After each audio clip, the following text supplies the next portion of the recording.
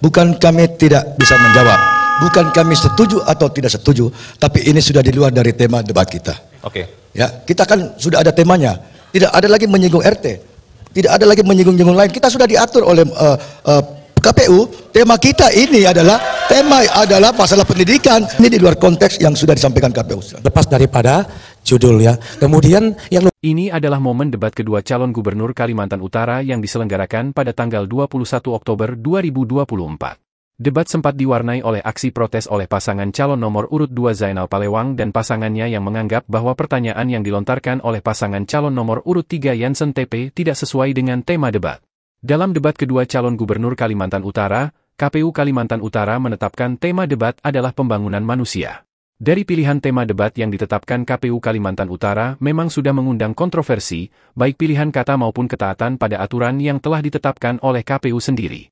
Dalam peraturan KPU nomor 13 tahun 2024 tentang kampanye pemilihan gubernur dan wakil gubernur, bupati dan wakil bupati, serta wali kota dan wakil wali kota pada pasal 22 ayat 1 disebutkan bahwa tema debat adalah A. Meningkatkan kesejahteraan masyarakat, B. Memajukan daerah, C. Meningkatkan pelayanan kepada masyarakat, D. Menyelesaikan persoalan daerah, E. Menyerasikan pelaksanaan pembangunan daerah kabupaten, kota dan provinsi dengan nasional, dan F. Memperkokoh negara kesatuan Republik Indonesia dan kebangsaan.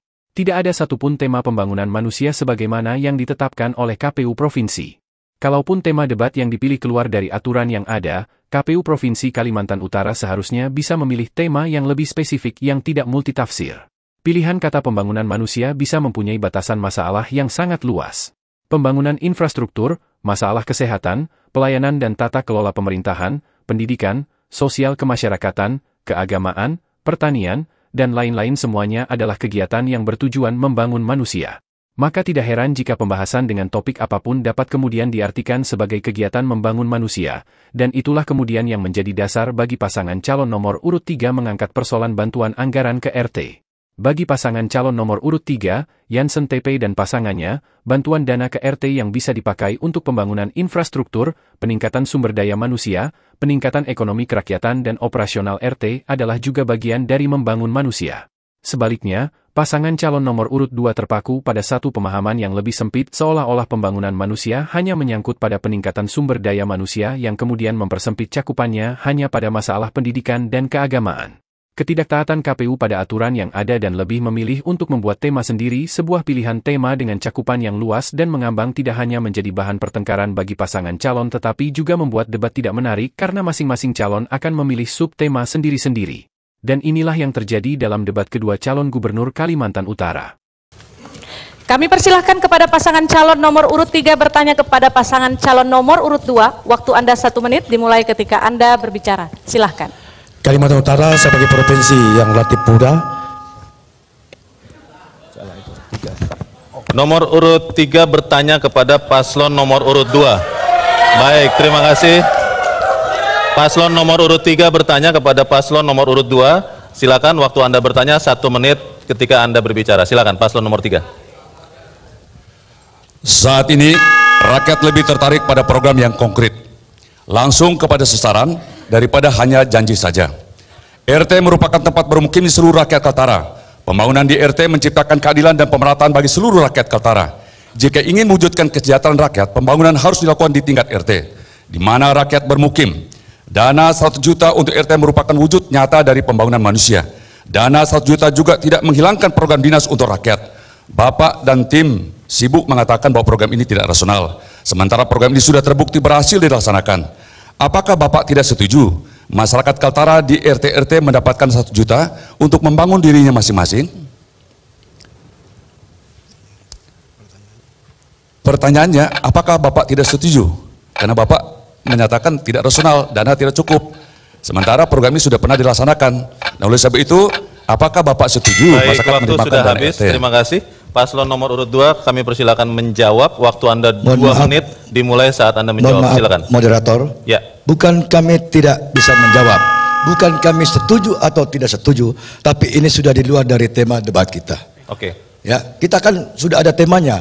Tidak ada lagi menyinggung RT, tidak ada lagi menyinggung-nyinggung lain. Kita sudah diatur oleh KPU, tema kita ini adalah masalah pendidikan, agama, rentan, kemudian tidak ada menyangkut RT. Jadi ini mungkin sudah tidak cocok dengan tema yang sudah disampaikan oleh KPU. Dan kalau dia tanya, ditanya apakah setuju tidak setuju, kami tidak ada masalah karena kami sudah membuktikan, kami sudah melaksanakan program ini, hanya kami bisa laksanakan untuk 1 bulan hanya 500.000 kepada RT-RT.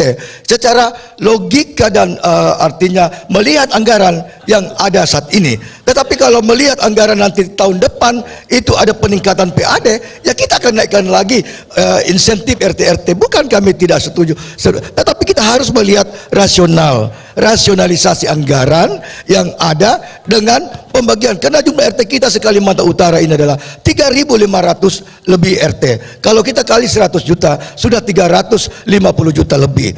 Nah, miliar ya, maaf, bukan juta, sudah 350 juta. Tapi nggak apa-apa, ini di luar konteks yang sudah disampaikan KPU.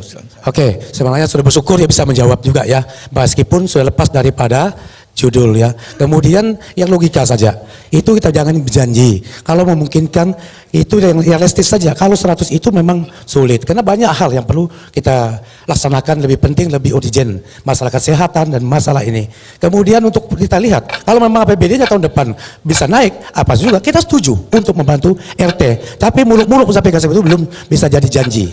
Ya begitu, terima kasih. Baik, terima kasih. Waktu telah habis. Silakan pasangan calon nomor urut 3 menanggapi waktu Anda 1 menit dimulai saat Anda berbicara. Silakan.